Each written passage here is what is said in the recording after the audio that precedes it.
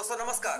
मैं डॉक्टर श्याम गोलो फिर से एक बार आपका इस ट्रेनिंग सेशन में स्वागत करता हूं। मैं आशा करता हूं कि आप सभी लोग स्वस्थ हैं और आप अपने साथ अपने परिवार का यानी घर का परिवार और एमसीएल परिवार दोनों का ख्याल रख रहे हैं। मैं ये भी उम्मीद करता हूं कि आप सभी लोग 1 घंटा बहुत अच्छी एक्सरसाइज कर रहे हो, अपने हार्ट अपने लंग को मजबूत कर रहे हो और अपनी इम्यूनिटी को बढ़ा रहे हो। तो चलिए शुरुआत करते हैं आज के इस सेशन के साथ।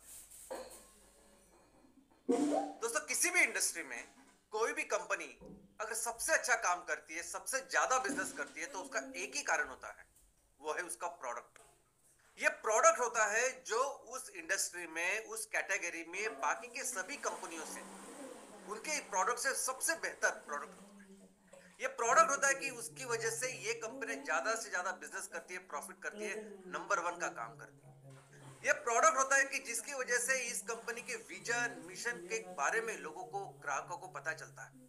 ये प्रोडक्ट प्रोडक्ट होता है कि जिस जो ग्राहकों के मन में, कस्टमर्स के मन में कंपनी के प्रति वो छवि, वो ब्रांड, वो इमेज निर्माण करती है। तो सब कुछ डिपेंड होता है इस प्रोडक्ट के ऊपर। जैसे मारुति सुजुकी अगर नाम ले तो हमारे सामने क्या आता है, क्या सोचते हैं हम उसके बारे में। मर्सिडीज के अगर मर्सिडीज का नाम ले तो वो क्या प्रोडक्ट हमारे सामने आता है, क्या सोचते हैं मर्सिडीज के बारे में, बीएमडब्ल्यू के बारे में। तो ये प्रोडक्ट किसी भी कंपनी के लिए, किसी भी इंडस्ट्री सेक्टर के लिए बहुत बहुत जरूरी होता है। लेकिन अगर एक सही प्रोडक्ट सही समय पे अगर उसको इंट्रोड्यूस करे तो वो प्रोडक्ट उस कंपनी को कहां से कहां तक लेके जा सकता है। और इसका बहुत सटीक एग्जांपल आज हमारे सामने है, वो है एप्पल। दोस्तों एप्पल आज की तारीख में दुनिया की नंबर वन कंपनी है। $3 ट्रिलियन से भी ज्यादा इतनी कंपनी की, एक कंपनी की वैल्यूएशन है। लेकिन एक समय ऐसा था कि ये कंपनी ऑलमोस्ट बैंकक्रप्सी पे थी, यानी सिर्फ 6 महीने बाकी थे कि ये कंपनी शायद हमेशा के लिए बंद होने वाली थी।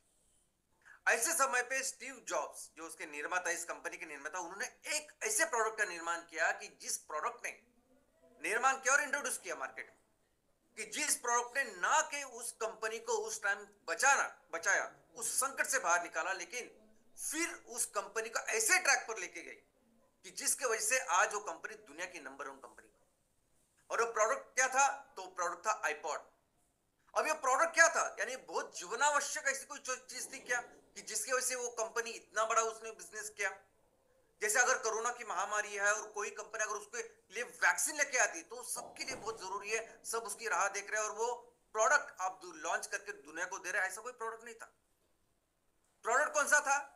तो प्रोडक्ट सिंपल एक ये इंस्ट्रूमेंट, इलेक्ट्रॉनिक इंस्ट्रूमेंट था, डिवाइस था। और वो क्या था? तो म्यूजिक डिवाइस था।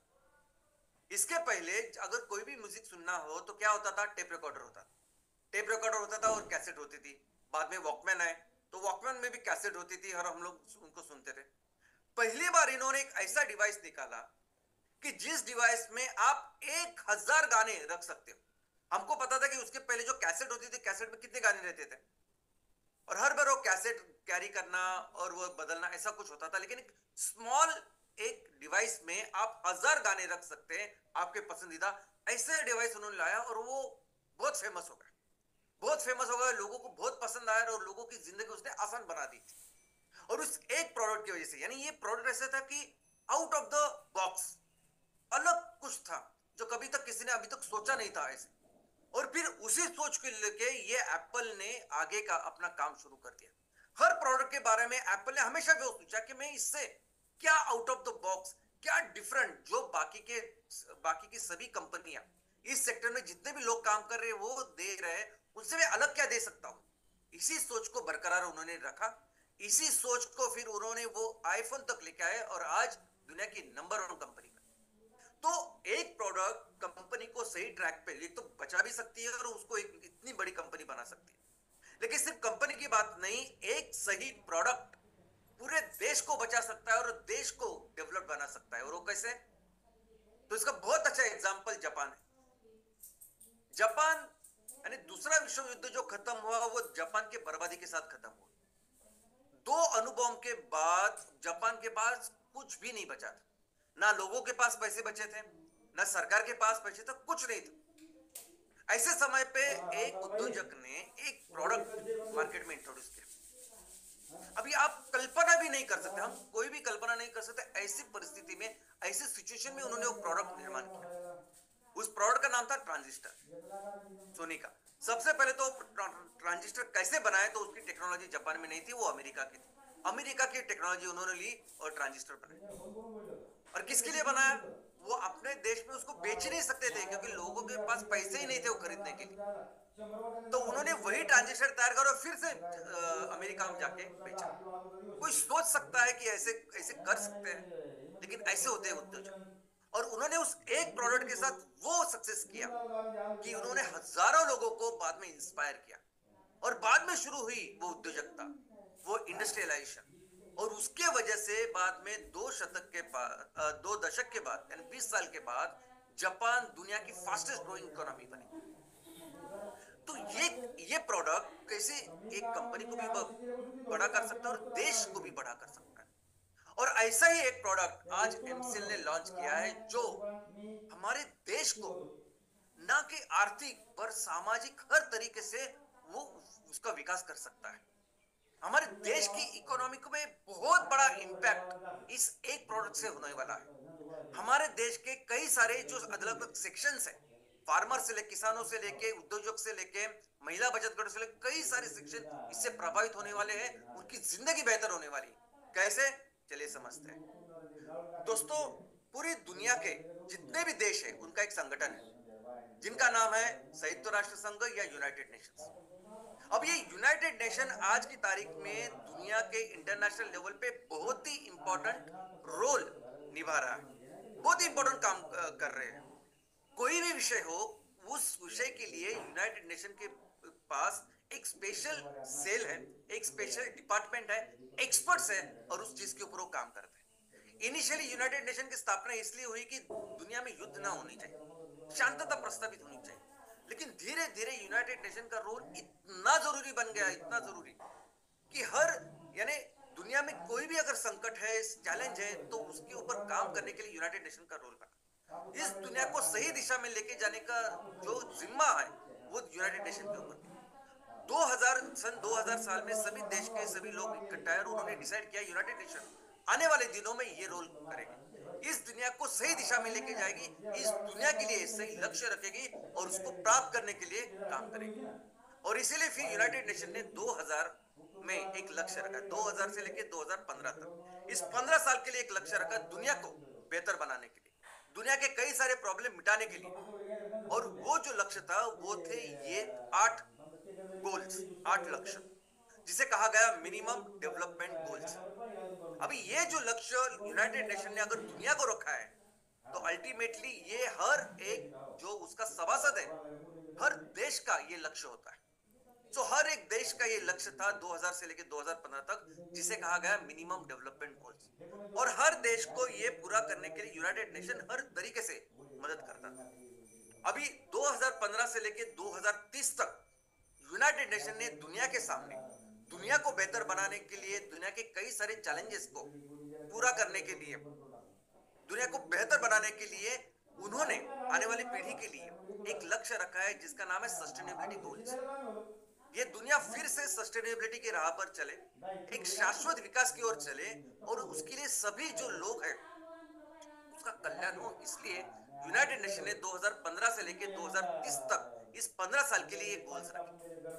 तो जो काम यूनाइटेड नेशन ने शुरुआत किया 2015 में, दोस्तों, ये सस्टेनेबिलिटी, इस शाश्वत विकास की ओर, इस चीज के ऊपर एमसीएल पिछले 20 साल से भी ज्यादा काम कर रही है। अब ये इसमें क्या है, इसमें 17 गोल्स है, 17 लक्ष्य है। अब ये 17 लक्ष्य, इस 17 लक्ष्य जो देश, दुनिया के सब गोल्स हैं, वो उसके सभी जो सभासद देश है उनके भी गोल्स हैं। यानी हर देश के आज ये 17 गोल्स हैं इस 15 साल के लिए। और ये देश वो उसको पूरा करे, उसको लक्ष्य को प्राप्त करे, इसलिए यूनाइटेड नेशन उनकी सभी सहायता करती है। सबसे इंपॉर्टेंट है वित्तीय सहायक, बहुत सारा जो कुछ पैसा लगता है वो उनको देती है, टेक्निकल चीजें है या मैन पावर है, ये चीजें देती है। और ये इसके लिए पैसा कहाँ से आता है? तो जैसे हम लोग कहते हैं ना कि आप इतनी मेहनत करते हो, किसके लिए करते हो? आप दिन रात इतना जो काम करते हो, पैसा कमाते हो, किसके लिए करते हो? तो हम क्या जवाब देते हैं? हमारे फैमिली के लिए, बच्चों के लिए कि वो अच्छे एजुकेशन करें, माँ बाप के लिए वो अच्छा रहे, उनकी बेहतर जिंदगी के लिए। तो सेम दुनिया में जितने भी देश हैं, वो देश अपने जो भी उनकी जीडीपी होती है, जो भी वो आय इनकम तैयार करते हैं, वो उसका हिस्सा इस सब चीज के लिए देते हैं। आज की तारीख में पूरी दुनिया एक परिवार बन चुका है, और इस परिवार के बेहतर चीज के लिए ये सभी देश कंट्रीब्यूट करते हैं, ताकि ये सभी लक्ष्य हर देश प्राप्त कर ले। जो सबसे ज्यादा डेवलप्ड है, जो सबसे ज्यादा पैसा कमाता है, वो ज्यादा कंट्रीब्यूट करता है, और जिसको ज्यादा जरूरत है उसको ज्यादा पैसा दिया जाता है। तो यूनाइटेड नेशन, उसका वर्ल्ड बैंक हो, आईएमएफ हो, एशियन डेवलपमेंट बैंक है, ऐसे ऐसी वित्तीय संस्था के द्वारा इनको पैसे भी देती है। अभी इस सभी 17 ये जो लक्ष्य है, उसमें से एक महत्वपूर्ण लक्ष्य है, वो है 7वां लक्ष्य। और 7वां लक्ष्य क्या है कि अफोर्डेबल एंड क्लीन एनर्जी, किफायत और स्वच्छ ऊर्जा या ईंधन। अब ये बहुत इंपॉर्टेंट है, क्योंकि इसके ये यही प्रमुख कारण है ना, ये हम लोग गलत ईंधन और गलत ऊर्जा का इस्तेमाल कर रहे हैं, जिसकी वजह से आप आज इतने बड़े संकट में हम लोग हैं, जिस संकट का नाम है क्लाइमेट चेंज, ग्लोबल वार्मिंग। तो अभी 2015 में ये जो शुरुआत की, और तो आधे जब इस साल अभी 7.5 साल हो गए, तो इस साल जब आधा वक्त हो चुका है, तब हमने क्या किया, हम कहां तक पहुंचे, ये करने के लिए यूनाइटेड नेशंस ने एक रिपोर्ट प्रकाशित किया, और जिस रिपोर्ट का नाम है energy progress report, tracking SDG 7। यानी एनर्जी, ईंधन और ऊर्जा के क्षेत्र में यूनाइटेड नेशन या पूरी दुनिया ने मिलकर क्या हासिल किया, कहां तक गए, ऐसा रिपोर्ट उन्होंने तैयार किया। और वो रिपोर्ट किसने तैयार किया, तो दुनिया के सबसे क्रेडिबल जो संस्था है उन्होंने। नंबर 1 है इंटरनेशनल एनर्जी एजेंसी, IEA। दोस्तों, एनर्जी को लेके सभी जो इंफॉर्मेशन है, सभी जो डेटा है, उससे सबसे क्रेडिबल जो संस्था है, जिससे वो सब मिलता है, और जिसका उपयोग सभी देश करते हैं, सभी कॉर्पोरेट करते हैं, बिजनेस करते हैं, मैं करता हूं। मैं भी जब आपको बोलता हूं कि पिछले साल एनर्जी में इतना इन्वेस्टमेंट हुआ, रिन्यूएबल्स में इतना हुआ, फॉसिल में इतना हुआ, किसी देश ने कितना किया, ये सब इस साइट के ऊपर है। आप भी ये होने के बाद अगर आप इस साइट के ऊपर जाएंगे, तो IEA पर आपको पूरी इंफॉर्मेशन, जानकारी मिलेगी, ऑथेंटिक मिलेगी। उन्होंने रिपोर्ट किया। दूसरी संस्था कौन सी, IRENA, international renewable energy agency. तो रिन्यूएबल के बारे में पूरा जो ऑथेंटिक डेटा है दुनिया का, वो तैयार करने का काम ये अंतरराष्ट्रीय संस्था करती है। बाद में है वर्ल्ड बैंक। अभी वर्ल्ड बैंक के कंसोर्शियम है, बहुत सारे बैंक मिलकर वर्ल्ड बैंक बनाती है, जो इन सभी चीजों के लिए पैसा दी, उन्होंने ये रिपोर्ट बनाया। वर्ल्ड हेल्थ ऑर्गेनाइजेशन, जो स्वास्थ्य के लिए सर्वोच्च संस्था है दुनिया की, और उसके साथ है यूनाइटेड नेशन का स्टैटिस्टिक्स डिवीजन। यानी दुनिया के सभी क्रेडिबल, सबसे मोस्ट इंपॉर्टेंट जो संस्था है, इन्होंने मिलके ये रिपोर्ट बनाया। और क्या बताया रिपोर्ट में, तो रिपोर्ट में उन्होंने बताया कि इलेक्ट्रिसिटी, बिजली का जहां तक तो विषय है, तो आज की तारीख में बिजली, यानी 2023 की बात है, कि बिजली 91% लोगों के पास आज बिजली है, उनको वो एक्सेस है, वो आज बिजली का उपयोग कर सकते हैं, ऐसी परिस्थिति है। उन्होंने कहा कि 2010 में जो परिस्थिति थी, 2010 में लगभग 1.1 बिलियन लोग, यानी 110 करोड़ लोग ऐसे लोग थे कि जिनके पास बिजली नहीं थी, और वही आंकड़ा अभी आधा हो चुका है, ऑलमोस्ट अभी भी 67 करोड़ 67 करोड़ 50 लाख, इतने, इससे ज्यादा थोड़े से लोग हैं जो जिनके पास अभी बिजली नहीं। तो यहाँ हम लोग काम ठीक ठाक कर रहे हैं, ये भी होने वाला है। लेकिन सबसे बड़ी चिंता है उन्हें रसोई की, सबसे बड़ी चिंता है उनको कुकिंग फ्यूल की।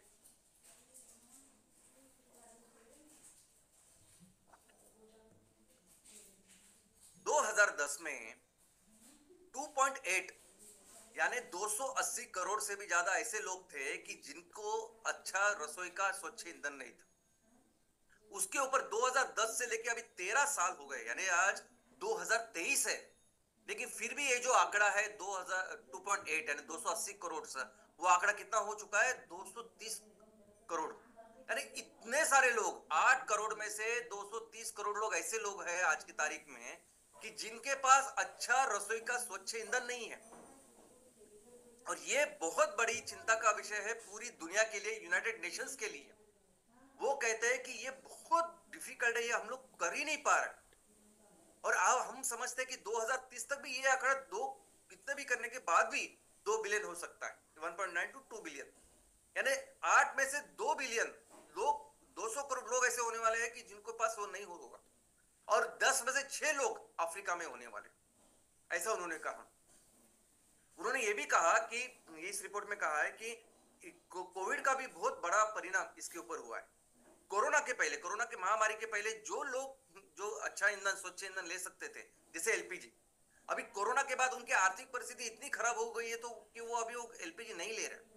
तो ऑलमोस्ट 100 मिलियन, ऑलमोस्ट 10 करोड़ से भी ज्यादा लोग ऐसे हैं कि जो कोरोना के बाद उन्होंने वो छोड़ दिया और फिर से वो अपनी लकड़ी के ऊपर, बायोमास के ऊपर काम कर रहे हैं। और ये बहुत चिंताजनक है दोस्तों। ये विषय इतना जरूरी है, इतना महत्वपूर्ण है कि इसके लिए एक ग्लोबल कंसोर्शियम, एक ग्लोबल अलायंस, एक अंतरराष्ट्रीय एक बहुत बड़ा संगठन बना है सिर्फ इसके लिए।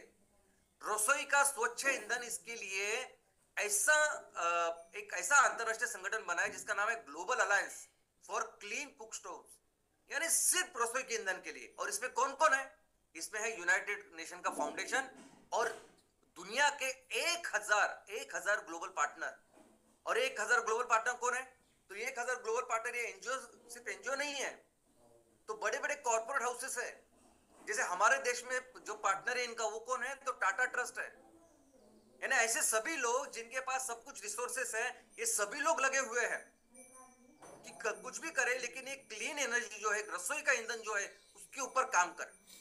क्योंकि इनको ये कहते हैं कि ये सबसे बड़ा बर्डन है आज की तारीख में दुनिया में, जो स्वास्थ्य को लेकर जो समस्या है, चौथा सबसे बड़ा कारण, सबसे बड़ी समस्या है, तो वो ये है। इसकी वजह से स्वास्थ्य बिगड़ रहा है। लेकिन अगर महिलाओं की बात करें, छोटे बच्चों की या लड़कियों की स्पेशली बात करें, तो महिलाओं के लिए, बच्चियों के लिए ये दूसरा सबसे बड़ा, सबसे खतरनाक कारण है कि जिसके वजह से उनका स्वास्थ्य दिन ब दिन बिगड़ता जा रहा है। और इसलिए बहुत जरूरी है। वो कहते हैं कि 40 लाख लोग ये इंडोर पॉल्यूशन की वजह से, इसका मतलब है घर में जो धुआं तैयार हो रहा है इस बायोमास की वजह से, उससे मर रहे हैं। और उसमें से 60% से भी ज्यादा जो है वो है महिलाएं और बच्चे। यानी यानी ये इतना जरूरी चीज है कि इसके लिए इतने सारे लोग इकट्ठा आके इसके ऊपर काम कर रहे हैं। और इनका ये भी कहना है ग्लोबल अलायंस का कि अगर हम सिर्फ एक चीज के ऊपर, रसोई के ईंधन के ऊपर काम करें, तो दुनिया में जो 17 लक्ष्य हमने रखे हैं, 17 लक्ष्य सस्टेनेबल गोल्स के लिए जो रखे, उसमें से 10 हम अच्छी तरह से कर सकते हैं। लेकिन अगर रसोई का ईंधन अगर हमने देखा नहीं, तो हम 10 में से, ये 17 में से 10 जो लक्ष्य हैं उस पर वो असर हो रहा है, उस पर हम लोग पूरा नहीं कर सकते। कैसे? चलिए देखते हैं। सबसे पहला है कि नो पॉवर्टी, दारिद्र्य निर्मूलन। अभी दारिद्र्य निर्मूलन के लिए बहुत बेसिक है कि खाना, रसोई अच्छा हो, आप ज्यादा से ज्यादा प्रोडक्टिव चीज के ऊपर काम करें। लेकिन अगर आप मैक्सिमम टाइम दिन का अगर आप वो बायोमास कलेक्ट करने के लिए गुजार रहे हैं, वो बायोमास लाने के लिए, लकड़ी लाने के लिए और अपनी रसोई पकाने के लिए कर रहे हैं, तो किस तरह से ये दारिद्र्य निर्मूलन होगा? आपकी अगर प्रोडक्टिविटी कोई भी, यानी आपका अच्छा प्रोडक्टिव टाइम अगर पैसे कमाने में नहीं जा रहा है, अनप्रोडक्टिव चीजों में जा रहा है, तो कैसे ये होगा? और एग्जैक्टली ये हो रहा है उन लोगों के साथ जो आज रसोई के लिए बायोमास का उपयोग कर रहे हैं। दूसरा, जीरो हंगर, यानी भूखमरी को मिटाना है। अभी भूखमरी कैसे मिटेगी? किसी भी देश में, किसी भी घर में एक ही उपाय है कि उस घर की आर्थिक परिस्थिति बेहतर होनी चाहिए। लेकिन उसकी आर्थिक परिस्थिति बेहतर कैसे होगी? जब आप मैक्सिमम टाइम ये बायोमास के लिए, इस लकड़ी के लिए दे रहे हो। बहुत बार तो आप इसको पैसा देना पड़ता है। अगर पैसे भी नहीं दे रहे हो, फ्री में भी दे रहे हो, तो कितना दिन, कितना समय वो जा रहा है दिन का, और इसकी वजह से हम उसका निराकरण नहीं कर रहे, आर्थिक परिस्थिति बेहतर नहीं कर रहे हैं, ऐसे ये अलायंस बोलता है। ये अलायंस ये भी कहता है कि अगर हमें गुड हेल्थ और वेलबींग, जो तीसरा लक्ष्य यूनाइटेड नेशन का, अगर वो करना है, तो उसके लिए भी रसोई का ईंधन बहुत जरूरी है। क्योंकि जो बाहर हवा में पोल्यूशन होता है, उससे 100 गुना से लेकर 400 गुना तक ज्यादा पोल्यूशन घर में तैयार होता है जब हम लकड़ी जलाते हैं, गोबर जलाते हैं। और इसकी वजह से इतनी सारी बीमारियां होती है। इसका तो बहुत बड़ा रिपोर्ट हर देश में आज की तारीख में तैयार है। चौथा जो हमारा लक्ष्य, जो पूरे यूनाइटेड नेशन का लक्ष्य है कि क्वालिटी एजुकेशन। अभी रसोई का अगर कुछ काम हो तो घर में ये ऐसा मानना होता है कि ये लड़कियों का काम होता है। तो लड़कियों को बोला जाता है कि रसोई का काम यानी तो आपकी प्राथमिकता है तो उसके लिए आप काम करो। फिर रसोई के लिए काम करो, रसोई के लिए अगर बायोमास लगता है, लकड़ी लगता है, उधर जाओ उसको लेके आओ। तो ऐसे जगह में आप देखोगे, ऐसे घरों में आप देखोगे तो लड़कियां इस कामों में ज्यादा वक्त गुजार रही है, ज्यादा वक्त इन्वेस्ट कर रही है। और जो स्कूल में जाना चाहे तो स्कूल में भी नहीं भेजते पेरेंट्स, और ये काम कर रहे हैं, और जिसकी वजह से इसका परिणाम एजुकेशन पे हो रहा है। ऐसे गरीब घरों में ये चीज होती है, और इसलिए क्वालिटी एजुकेशन चाहिए तो रसोई बहुत जरूरी है। वो कहते हैं जेंडर इक्वालिटी। अभी जो स्त्री पुरुष समानता है वो भी कैसी आएगी अगर स्त्रियां देखो, एक एक सबकी मानसिकता ऐसी होती है ना कि घरों में रसोई और बच्चे ये किसकी जिम्मेदारी है?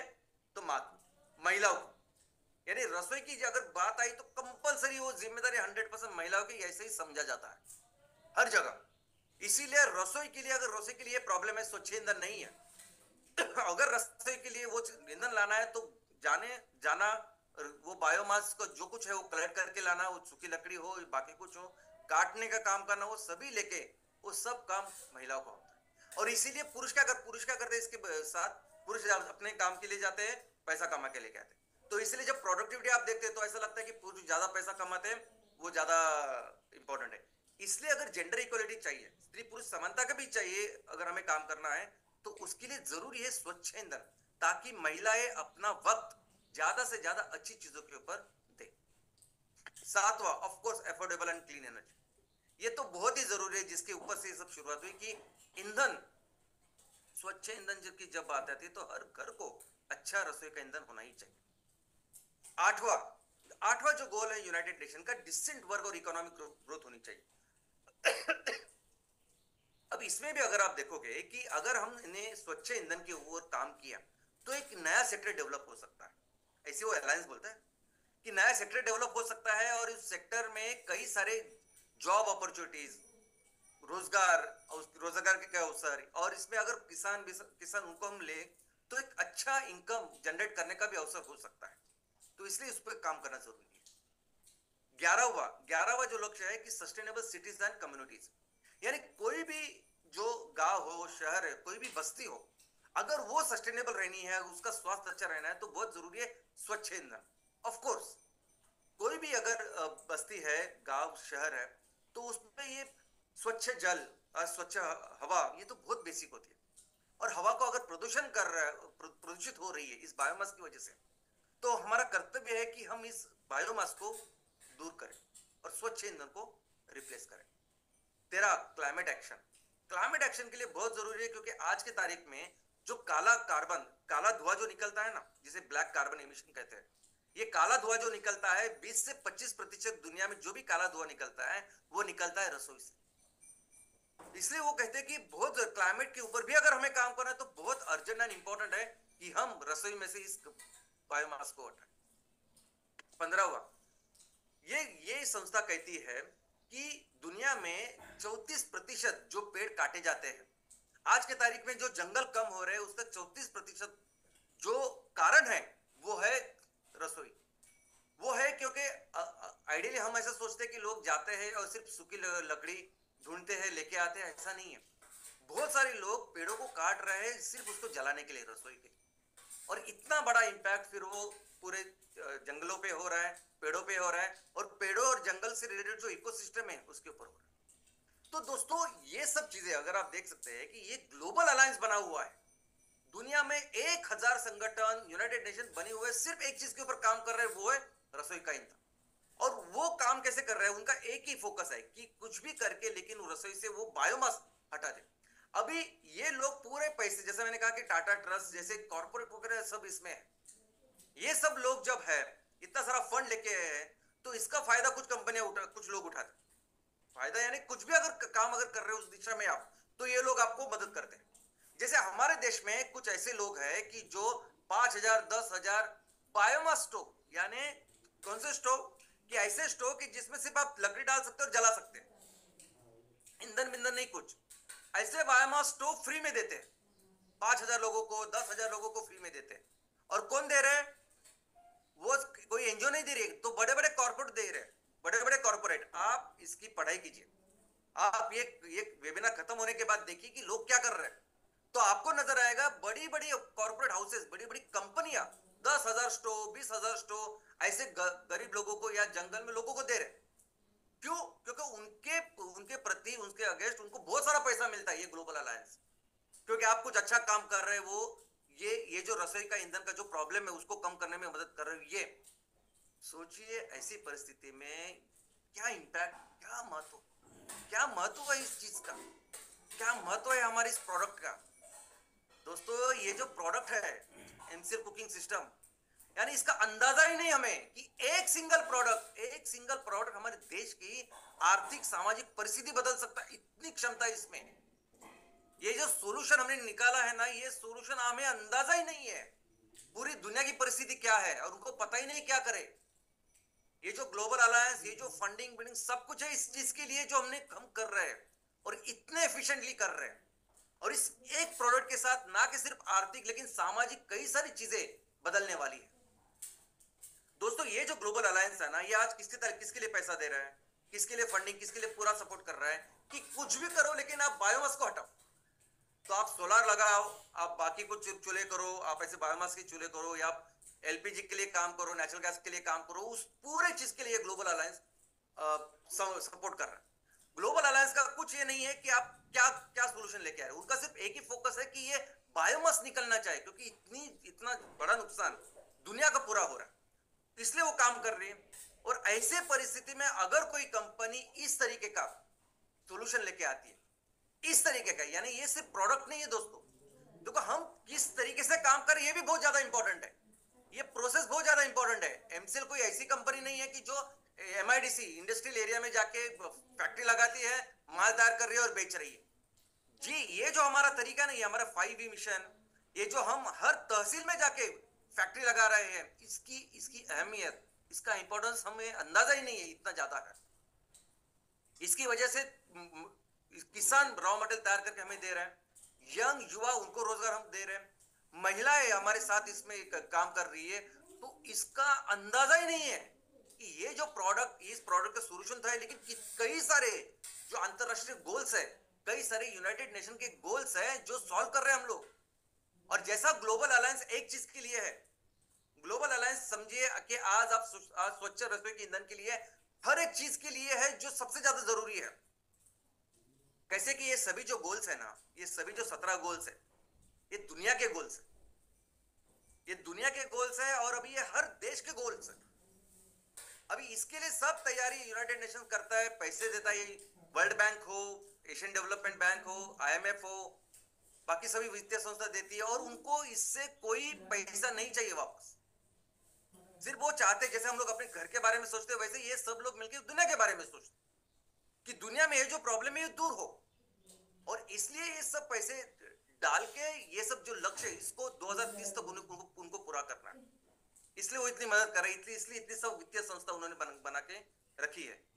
लेकिन सोचिए, थोड़ा सा इमेजिन कीजिए, आज ये लोग बिलियंस ऑफ डॉलर इसलिए दे रहे हैं कि ये प्रॉब्लम समस्या दूर हो, लेकिन अगर हम ये सोल्यूशन दे रहे हैं, अगर हम अपने सोल्यूशन के साथ यूनाइटेड नेशंस के कई सारे प्रॉब्लम को सॉल्व कर, लक्ष्य को हासिल कर रहे हैं, और इसके साथ हम रिटर्न कर रहे हैं, रिटर्न दे रहे हैं, यानी जो भी इन्वेस्टमेंट आ रही है उस इन्वेस्टमेंट भी हम दे रहे हैं, ऊपर से 5%, 7%, 8% साल का रिटर्न इंटरेस्ट हम उनको दे रहे हैं। तो हमें अंदाजा ही नहीं है, दुनिया के जितनी भी वित्तीय संस्थाएं है, बैंक्स है, इंस्टीट्यूशन है, वो सब रेडी है।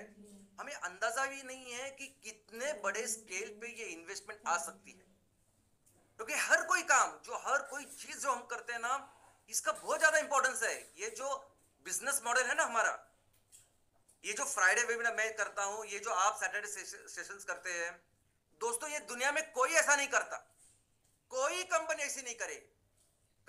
लोग क्या करेंगे, सिर्फ एक फैक्ट्री लगाएंगे, फिर 5 फैक्ट्री के लिए पैसा रेज करो, 10 के लिए करो, वैसे करते। दुनिया में कोई संगठन नहीं है आज की तारीख में जो इस तरीके का काम करता है।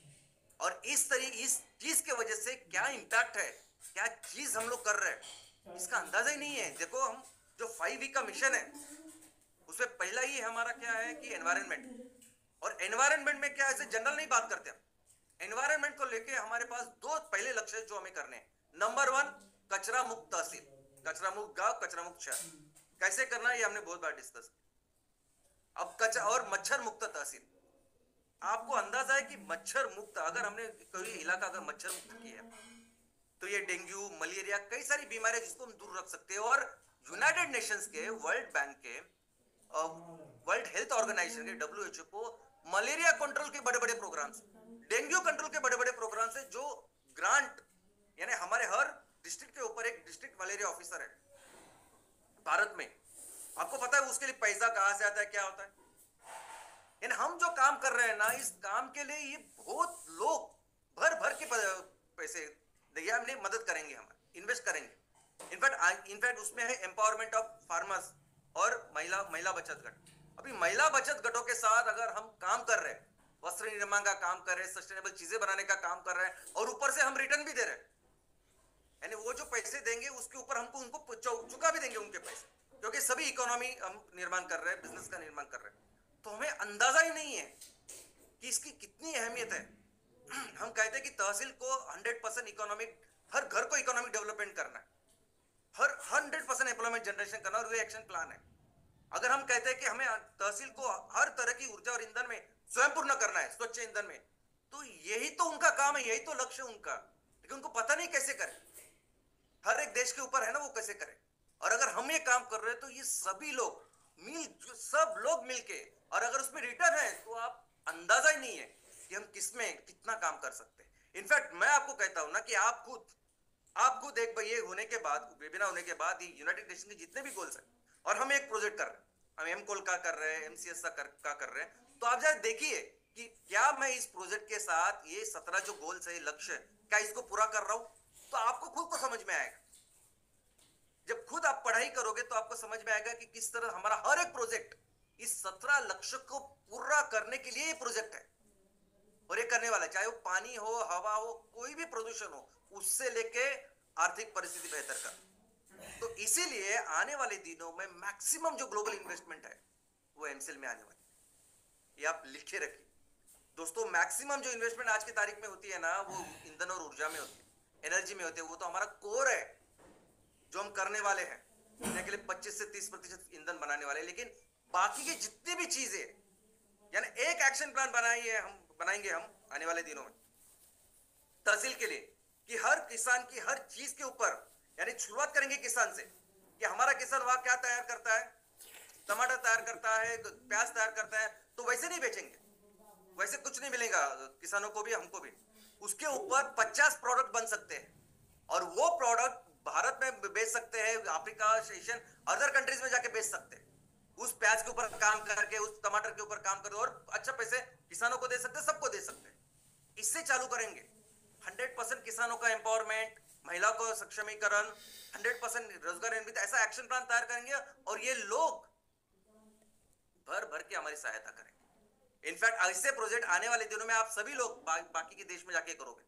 हमारे बाजू के जो देश है, बांग्लादेश, श्रीलंका, पाकिस्तान और कई सारे बाकी के एशियन और अफ्रीकन देश, यहां जाके हम सेम रेप्लिकेट करेंगे। एमसीएल करेगा, आप करेंगे, हम करेंगे सब। और इसके लिए ये जो इन्वेस्टमेंट है वो एमसीएल में आएगी, और यही कारण होगा कि भारत एक बड़ी इकोनॉमी बनेगा। आपके तहसील में भी आप शुरू करेंगे एक प्रोजेक्ट के साथ। अभी आप एक प्रोजेक्ट कर रहे हो ना, ये एमसीएस का, उसके बाद जैसे लीनियर ग्रोथ होती है, बाद में हर एक ग्राम पंचायत में एक एमसीएस या एमकोल का प्रोजेक्ट होगा, हर एक ग्राम पंचायत में एक एमसीएनजी का फर्टिलाइजर का प्रोजेक्ट होगा, क्योंकि इसके साथ दुनिया के सभी लक्ष्यों को हम पूरा भी करेंगे और एक अच्छा रिटर्न भी देंगे इन्वेस्टर्स को। और यही कारण होगा कि आने वाले दिनों में भारत दुनिया की नंबर 1 इकोनॉमी बने, और मिलके हम अपने राष्ट्र को दुनिया का सबसे महान राष्ट्र फिर से बनाएंगे। धन्यवाद।